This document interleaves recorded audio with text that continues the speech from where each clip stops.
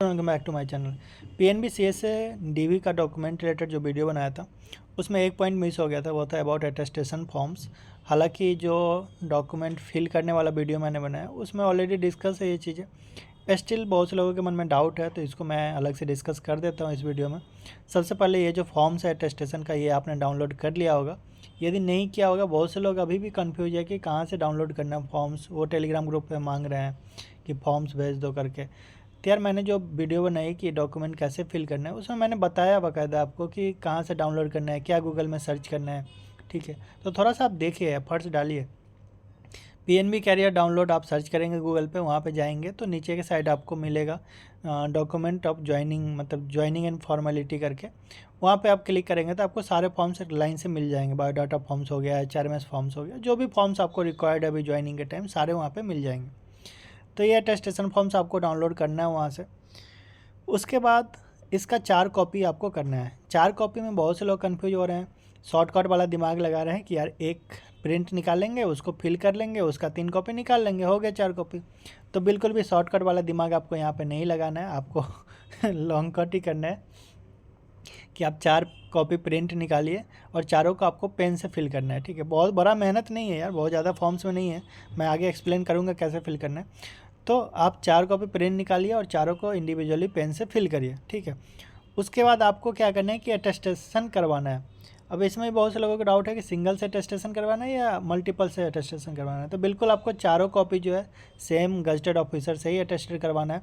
ठीक है, और इसके लिए कोई आपको एक्स्ट्रा बर्डन दिमाग पे नहीं लेना है कि कैसे होगा यार, एक तो कैरेक्टर नहीं बन रहा है, ऊपर से ये कैसे। तो आप जिनसे भी कैरेक्टर सर्टिफिकेट बनवा रहे हैं तो उनसे आप ये साइन करवा सकते हैं। ठीक है, आप जो यहाँ पे ऊपर फ़ोटो लगाओगे ना, फ़ोटो को अटेस्टेड करके उसका साइन चाहिए और कुछ नहीं। तो आप किससे करवा सकते हो? तो सपोज आप मान लो कि कैरेक्टर सर्टिफिकेट मेडिकल ऑफिसर से बनवाए, सीएमओ से, गवर्नमेंट हॉस्पिटल में गए, वो तो आपको करना ही है। कैसे भी करो, हंस के करो, रो के करो, जैसे भी करना है वो तो कर बनवाना ही है आपको मेडिकल सर्टिफिकेट। तो आप सपोज वहाँ पे गए, हॉस्पिटल गए, तो वहाँ पे जो जिससे भी आप साइन करवा रहे हैं कैरेक्टर पे, सॉरी, हाँ मतलब मेडिकल सर्टिफिकेट पे, उससे आप एक कैरेक्टर भी बनवा लीजिए, इसको भी अटेस्टेशन करवा लीजिए, तो आपका 2-3 काम एक साथ हो गया। ठीक है, यदि मेरी बात करोगे तो मैं जब पीएनबी ज्वाइन किया था तो उस टाइम जो गवर्नमेंट हॉस्पिटल के डॉक्टर्स थे जिनसे मैंने मेडिकल सर्टिफिकेट बनवाया था, तो उनसे ही मैंने अटेस्टेशन करवाया था। ऑफ कोर्स यार, आप लोगों का जो शिकायतें हैं वो जेन्यून है कि लोग साइन नहीं करना चाहते हैं, लोग बोलते हैं कि हम नहीं जानते हैं आपको, बहुत से लोग बहाना मार देते हैं कि हम गजटेड नहीं है।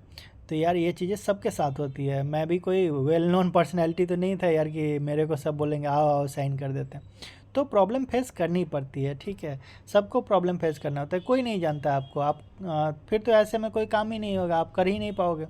तो थोड़ा सा एफर्ट्स लगाइए। ठीक है, आप कोई ना कोई तो होगा ना सोसाइटी में यार जो जान पहचान का होगा, मतलब जानते होंगे, या थोड़ा सा होता है ना यार कि कोई रिलेटिव हो गया आपको, वो जानता है किसी को ब्लॉक में, कोई जानता है गवर्नमेंट हॉस्पिटल में।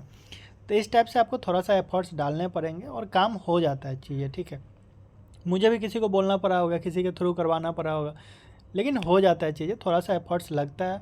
और ऑफ कोर्स यार, सब लोग एक जैसे नहीं होते दुनिया में, तो बहुत से लोग आपको टालने की कोशिश करेंगे, नहीं करेंगे, दे डिनाई। हमें भी हो सकता है कि कुछ जगह कैरेक्टर बनवाने के लिए गए होंगे, मैं गया होगा, तो उन्होंने डिनाई कर दिया होगा कि नहीं हम नहीं करेंगे करके। तो अब क्या करोगे यार, उससे कोई ज़बरदस्ती तो साइन करवाओगे नहीं, नहीं करेंगे, ठीक है यार, किसी और से करवा लेंगे। तो आपको थोड़ा सा एफर्ट्स करना पड़ेगा, दौड़ भाग थोड़ा सा होता है ऑफकोर्स डॉक्यूमेंट रेडी करने में। तो बी प्रिपेयर फॉर डैट, और हिम्मत रखिए, ऐसा नहीं है कि साइन नहीं कर रहा है, नहीं हो रहा है। ठीक है, आप थोड़ा सा एफर्ट्स करेंगे, हो जाएगा। तो ये बातें आपका क्लियर हो गया कि 4 प्रिंट निकालना है, चारों को इंडिविजुअली फिल करना है, उसको फ़ोटो चिपकाना है और अटेस्टेड करवाना है। अटेस्टेड करवाने का मैंने तरीका आपको बता दिया कि आपको कोई अलग से नहीं कराना है, एक ही गजटेड ऑफिसर से चारों कॉपी साइन कराने हैं। ठीक है, और आप जिनसे भी कैरेक्टर बनवा रहे हैं या मेडिकल सर्टिफिकेट बनवा रहे हैं उनसे बनवा लीजिए, आपका 2-3 काम एक साथ हो जाएगा, सिंपल। अब थोड़ा सा बात कर लेते हैं कि इसको कैसे फिल करना है, वो भी देख लो। तो सबसे पहले इसमें जो है name in full block letter. ठीक है, इसमें सरनेम आपको पहले लिखना है, नाम बाद में लिखना है। जैसे मैं यदि अपना नाम लिखूँ तो कुमार पहले लिखना है, विवेक बाद में लिखना है। ठीक है, ये चीज़ें हो गई, ये आपको ब्लॉक लेटर में लिखना है। बहुत से लोग ये भी पूछ लेते हैं यार कि ब्लैक पेन से लिखे कि ब्लू पेन से लिखे, यार कोई भी लिखो चलेगा। ठीक है, इन जनरल हम लोग जो यूज करते हैं वो ब्लू पेन यूज करते हैं, ब्लू पेन आप यूज कर लीजिए। बॉल पेन यूज करिए, जेल पेन में क्या होता है कि वो कभी हाथ लग गया ये हो गया तो थोड़ा सा इंक ये हो जाते, इसलिए better to use ball pen. ठीक है, उसके बाद आगे बढ़िए। आगे लिखा है आपका प्रजेंट एड्रेस इन फुल। इसमें आपको पूरा जो प्रजेंट एड्रेस है आपका, मोस्ट प्रोबेबली आपके आधार कार्ड पे भी यही एड्रेस होगा। सॉरी, प्रजेंट एड्रेस बोला है ना, प्रजेंट एड्रेस मतलब कम्युनिकेशन एड्रेस।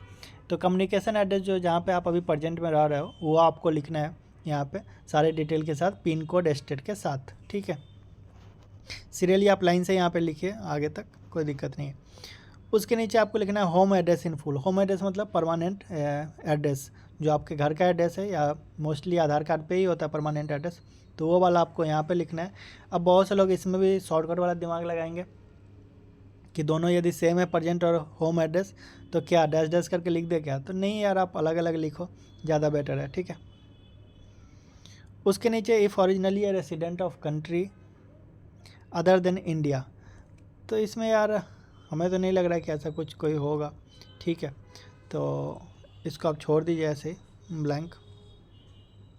आगे जो लिखा है वो देखिए, particulars of place where you have resided more than 1 year at a time during the preceding 5 years.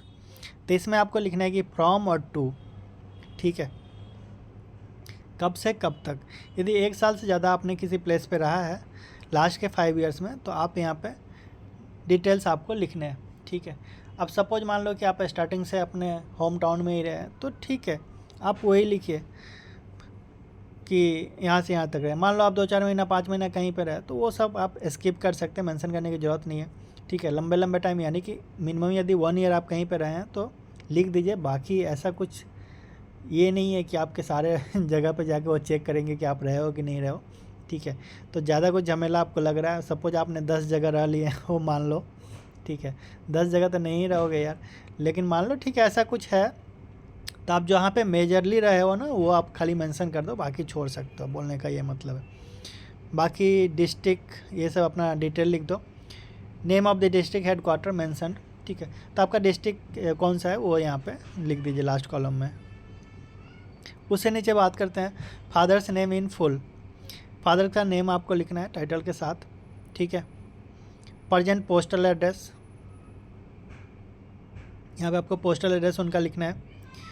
Permanent home address, permanent home address of course आपका जो है वही होगा, वो आपको नीचे लिखना है। प्रोफेशन, यहाँ पे प्रोफेशन लिखना है, यदि जॉब में है तो, यदि नहीं है जॉब में तो आप नॉट एप्लीकेबल या रिटायरी या जो कुछ भी है वो आप यहाँ पे लिख सकते हैं। या मान लो कोई अनएम्प्लॉयड है तो आप लिख दीजिए not applicable. If in service give designation and office address, यदि जॉब में है तो आप उनको उनके ऑफिस का एड्रेस यहाँ पे मेंशन कर दीजिए। अदरवाइज मान लो कोई जॉब से रिटायर हो गए तो आपको लिखने की ज़रूरत नहीं है, आप ब्लैंक छोड़ दीजिए इसको। उसके नीचे जो है हस्बैंड्स नेम इन फुल। अब मान लो कोई गर्ल्स कैंडिडेट है, वो मैरिड है, तो ऑफकोर्स उनका जनरली जो आधार वगैरह पे केयर ऑफ लिखा होता है तो वाइफ ऑफ होता है in place of daughter of. तो उस केस में आपको हस्बैंड का नाम और प्रोफेशन और designation and office address detail लिखना है। ठीक है, उसके नीचे यदि बात करते हैं तो नेशनलिटी आपको लिखना है फादर मदर हस्बैंड वाइफ का यदि है तो। ठीक है, तो ऑफकोर्स इंडियन है तो इंडियन लिखिए, बाकी अदर जगह का है तो आप लिख सकते हैं। Exact date of birth, of course अपना डेट ऑफ बर्थ एग्जैक्ट ही आपको लिखना है तो वो लिख दीजिए। प्रजेंट एज आप अप्रॉक्स कैलकुलेट करके लिख दीजिए, ईयर में से ईयर माइनस कर दो, उतना आप लिख दो चलेगा। एज एट मैट्रिकुलेशन, देखो इन जनरल तो 15 ईयर्स ही होता है, ऐसा एज्यूम किया जाता है कि 5 साल में आपने पढ़ना स्टार्ट किया है। यदि किसी का थोड़ा अलग है तो आप अपने कैलकुलेट कर लीजिए, अभी के मतलब जब आपने 10th पास किया और जब आपका बर्थ हुआ था, दोनों में से माइनस कर दोगे तो एज एट मैट्रिकुलेशन आ जाएगा, उसको यहाँ पे फिल कर देना। प्लेस ऑफ बर्थ, जो भी आपका सिटी है प्लेस बर्थ का वो आप मेंशन कर दो। ठीक है, जिस भी डिस्ट्रिक्ट एंड स्टेट में सिचुएटेड है वो प्लेस ऑफ बर्थ वो यहाँ पे आप मेंशन कर दो उसके नीचे। District and state to which you belong, आपका जो भी परमानेंट एड्रेस है उसका जो डिस्ट्रिक्ट एंड स्टेट है वो नीचे मेंशन करिए। आपका रिलीजन जो भी है, हिंदुज़म बुद्धिज़्म जैनिज़्म, ठीक है, वो आप मेंशन कर दीजिए यहाँ पे। यदि शेड्यूल कास्ट शेड्यूल ट्राइब्स है तो आप मेंशन करिए नीचे। उसके नीचे जो है लिखा हुआ है educational qualification showing place of education with years in school and college since 15th year of age. तो यहाँ पे आपको पर्टिकुलरली 10th 12th और ग्रेजुएशन का लिखना है। इसमें बहुत से लोगों का डाउट ये होता है कि कुछ लोग 14 साल में ग्रेजुएशन कर ली, मैट्रिक कर लिए 10th, उनको ये डाउट होता है कि यार यहाँ तो लिखा है कि 15th ईयर ऑफ एज। तो इन्होंने यही एज्यूम किया है कि आपने 5 साल में पढ़ना स्टार्ट किया, अब आपने मान लो पहले पढ़ना स्टार्ट कर दिया तो हो सकता है कि आपका 10th जल्दी हो जाएगा, ठीक है। एज्यूमिंग की क्लास 1 से स्टार्ट होता है, अभी के टाइम तो यार LKG UKG और भी बहुत कुछ होता है। जो नॉर्मल स्टैंडर्ड कैलकुलेट होते हैं वो 1 से होता है कि आपने 5 साल में पढ़ना स्टार्ट किया और 15 साल में आपने 10th पास किया, ठीक है। तो मोटा मोटी यही है कि आप 10th 12th और ग्रेजुएशन का डिटेल इसमें लिख दीजिए। Name of school, date of entering, date of living. इसमें बहुत से लोगों को डाउट होगा कि एग्जैक्ट डेट कहाँ से लाए, तो यार कोई दिक्कत नहीं है, आप अप्रॉक्स से लिख दीजिए। जो आपका सेशन स्टार्ट होता है, जैसे 1 अप्रैल से सेशन स्टार्ट होता है, मार्च में ख़त्म होता है, तो उस हिसाब से आप लिख दीजिए। ईयर तो आपके सर्टिफिकेट से मिल ही जाएगा, बाकी डेट आप अप्रॉक्स से मेंशन कर सकते हैं। एग्जामिनेशन पास्ट में आपको 10th में क्या लिखना है, मैट्रिकुलेशन लिख सकते हो, 12th में इंटरमीडिएट लिख सकते हो और ग्रेजुएशन में ग्रेजुएशन लिख सकते हो। ईयर ऑफ पासिंग आपको पता ही होगा, वो मेंशन कर दीजिए। If you have at any time been employed give detail, यदि आप कहीं पे एम्प्लॉयड थे तो उसका आपको डिटेल लिखना है। यदि आपने एप्लीकेशन फॉर्म में मेंशन किया है कोई जॉब डिटेल्स तो आपको यहाँ पे ऑफकोर्स देना है। यदि आपने मेंशन नहीं किया है और आपने किया है, ठीक है, तो आप स्किप कर दीजिए। यदि एप्लीकेशन फॉर्म में आपने नहीं लिखा है तो आप स्किप कर दीजिए, अभी कोई दिक्कत नहीं है, ठीक है। प्राइवेट जॉब में, क्योंकि प्राइवेट जॉब में NPS का कोई इशू नहीं होता है तो उतना कोई टेंशन नहीं है, ठीक है, आप स्किप कर सकते हैं। अदरवाइज यदि कोई डिटेल है आपका तो आप लिख दीजिए। Reason of living the job में क्या लिखोगे, आप यही लिखोगे कि बेटर अपॉर्चुनिटी मिला तो आ गए बैंक में, ठीक है। बाकी जो डिटेल्स वगैरह है कब से कब तक एंड ऑफिस एड्रेस वगैरह वो आप लिख दीजिए। तो यही था ओवरऑल। उसके बाद नीचे आपका सिग्नेचर है, डेट है। डेट में बहुत से लोगों को डाउट होगा कौन सा डेट लिखना है, तो आप DB जिस दिन है आपका, ठीक है, 23 को या 7 को, उसके अकॉर्डिंग आप डेट यहाँ पे मेंशन कर दो, डेट विल बी सफिशिएंट, ठीक है।